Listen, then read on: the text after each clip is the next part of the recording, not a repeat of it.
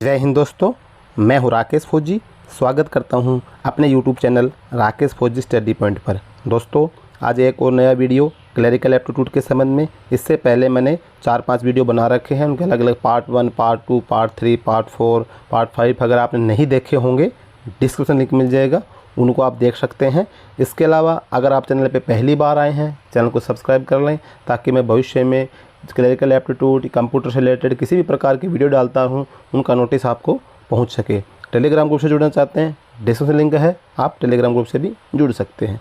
दोस्तों, आज का जो क्लरिकल एप्टीट्यूड का पार्ट है, जो सारणी के टाइप के जो क्वेश्चन आते हैं क्लरिकल एप्टीट्यूड के संबंध में, उसके संबंध में ये है। सारणी आपके सामने बनी हुई है, इसके अंदर एक प्रकार की रो होती हैं, पंक्ति संख्या होती है, स्तंभ होते हैं। तो जैसे 0, 1, 2, 3, 4 ये नीचे की तरफ जो लंबे होते हैं, इनको पंक्ति बोलते हैं, और ये ऊपर वाले जो 0, 1, 2, 3, 4 इनको हम बोलते हैं स्तंभ बोलते हैं।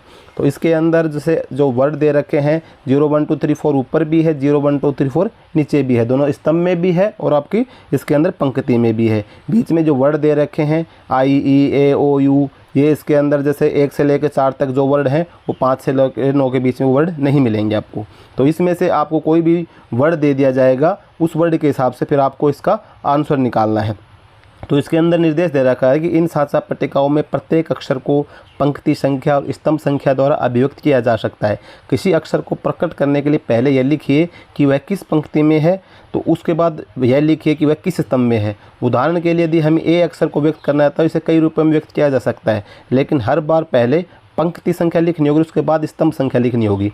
तो जैसे एक ये है, ये हम ए की बात करते हैं, तो ए जो है ये पहले इसके अंदर 0 पंक्ति में 2 के नीचे ए है, तो जो पंक्ति पहले हम 0 लिखेंगे, उसके बाद में ए को 2 लिखेंगे। तो इसका जो सही उत्तर हो जाएगा वो 0-2 हो जाएगा। जैसे 0 पंक्ति में है और इसे 2 नंबर पे है, जैसे इस साइड आप देखते हैं, तो ये जैसे 0 पे है, 0 के बाद में 2 के नीचे ए है, तो 0-2 इसको लिखा जाएगा। इसी प्रकार से अगली संख्या में हम देखते हैं, तो इसके बाद में ये 1 पे है पंक्ति में, तो इसको 1-0 लिखा जाएगा।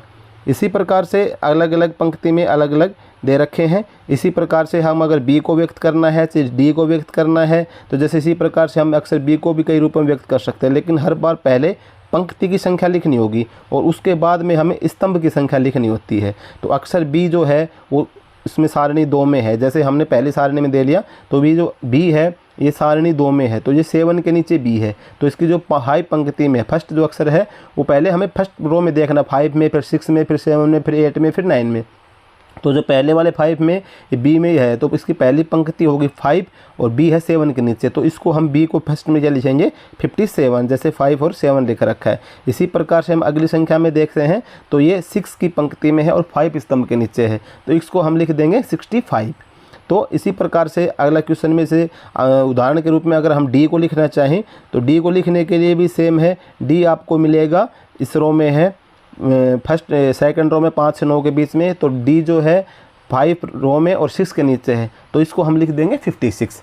तो इसी प्रकार से आपसे कुछ भी पूछा जा सकता है, इसके अंदर आपको 4 वर्ड दे देगा, कोई भी ABCD कुछ भी दे देगा, उसमें से आपको उत्तर लिखने हैं। तो हर इस चीज़ का एक ध्यान रखना है कि हर जो वर्ड होगा, हर वर्ड के 5 टाइप में लिखा जाए, क्योंकि हर वर्ड जो आपको 5 कॉलम में मिलेगा, इसके अंदर भी सेम वही है, इसके अंदर भी सेम वही है। अब इसके अंदर इसने एग्जाम्पल के लिए दे रखा हेड। अगर हमें हेड को लिखना है, तो हेड हमें देखना है एच, तो एच सेकंड पंक्ति में है, तो एच को अगर हमें लिखना है, तो एच को पहली पंक्ति में 5 है और 9 के नीचे है, तो हम एच को लिखेंगे 59। फिर अगर हम सेकंड रो देखते हैं, सेकंड रो में 6 के नीचे है, ये 6 के वाली रो में है 7 के नीचे, तो इसको हम लिखेंगे 67। फिर थर्ड रो में 7 के वाली लाइन में है 8 के नीचे है, तो इसको हम लिख देंगे 78। फिर 8 वाली पंक्ति में और स्तंभ इसके नीचे है 6, तो इसको हम लिख देंगे 86। फिर 9 वाली पंक्ति में एच है आपका 5 के नीचे, तो हम इसको लिख देंगे 95। तो इसका जो उत्तर हो जाएगा 59, 67, 78, 86 और 95। इसी प्रकार से अगर हमें ई को लिखना हो, तो ई हम देखेंगे, तो इसमें ई जो है वो 0 से लेके जो 4 तक जो रो बनी हुई, इसके अंदर आपका 0 से लेके 4 तक है। तो 0 से 4 वाले रो में हम देखते हैं ई को, तो ये 0 रो में 1 के नीचे है, तो हम इसको लिखेंगे 01। उसके बाद में 1 रो में हम देखते हैं तो 4 के नीचे है, तो सेकंड में लिखेंगे हम 14। सेकंड 2 में 2 की जो पंक्ति है, तो इसमें आपका ई है ये 0 के नीचे है, तो हम इसको लिख देंगे 20। फिर 3 रो में हम देखते हैं तो 3 रो में है ये 2 के नीचे, तो इसको हम लिख देंगे 32, और 4 रो में है ये 3 के नीचे, तो इसको हम लिख देंगे 43। तो आपका जो आंसर बन जाएगा इसका ई का 0 1 1 4 2 0 32 और 43। सेम इसी प्रकार से अगर हमें ए को लिखना है मान लो, तो हमें ये देखना है कि जो ए हो गए 0 से 4 के बीच में ही है। आपको सेकंड वाली पंक्ति को नहीं देखना है, आपको फर्स्ट रो को ही देखना है, सेकंड को नहीं देखना है। फर्स्ट वाली में जो ए है तो आपको सेकंड वाली रो में नहीं मिलेगा। इसमें जो इस टाइप का जो सारणी होती है उसमें जो आपका फर्स्ट रो में अलग वर्ड होंगे, सेकंड रो में आपके अलग वर्ड होंगे। तो अगर हमें ए को लिखना है तो ए जो आपका है 0 रो में 2 के नीचे ए है तो 0 2 लिख देंगे। फिर अगर हम 1 रो में चलते हैं तो 1 पंक्ति में 0 स्तंभ के नीचे ए है तो इसको 1 0 लिख देंगे। सेम अगर हम 2 रो में चलते हैं 2 पंक्ति में तो ए जो है 4 के नीचे है, 4 वाली लाइन में है, तो 4 के नीचे ए होगा तो 24 हो जाएगा। सेम 3 लाइन में अगर हम देखते हैं तो 3 वाली लाइन में 3 के नीचे ए है तो इसको हम लिख देंगे 33। उसके आगे अगर हम चलते हैं 4 लाइन में तो 4 रे में 4 के नीचे 4 है, 4 के नीचे ए है तो 44 लिख देंगे। तो इसका जो सही उत्तर हो जाएगा 0 2 10 24 33 और 41 हो जाएगा। तो इसके बाद में अगला हमको देखना है डी। तो डी को हम देखते हैं तो डी है सेकंड वाली लाइन में डी है, तो फर्स्ट में हम देखते हैं डी को तो 5 वाली लाइन में 6 के नीचे डी है तो इसको हम लिख देते हैं 56। फिर सेकंड लाइन हम देखते हैं, सेकंड लाइन में आपका डी जो है वो 6 और 9 के नीचे है तो इसको लिख देंगे हम 69।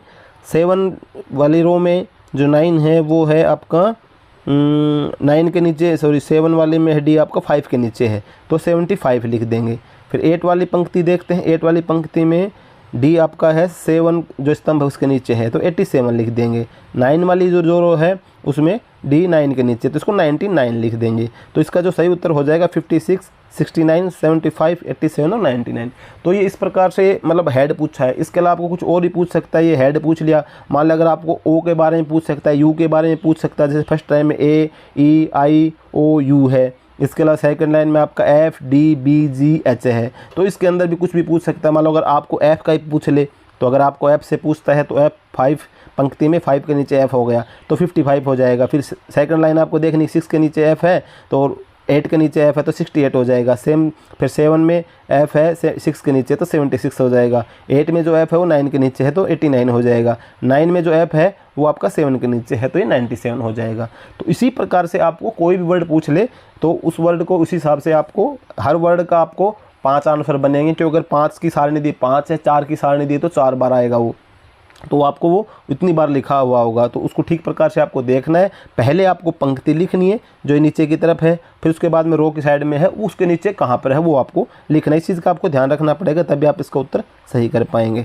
तो दोस्तों आज का जो क्लरिकल एप्टीट्यूड का पार्ट यही था। अगर ये पार्ट आपको अच्छा लगा हो तो वीडियो को लाइक और चैनल को सब्सक्राइब करना ना भूलें। अगर आपने पहले के पार्ट नहीं देखे हों और अगर आप कंप्यूटर से रिलेटेड क्वेश्चन देखना चाहते हैं डिस्क्रिप्शन लिंक मिल जाएगा, उनको जाकर आप देख सकते हैं। जय हिंद।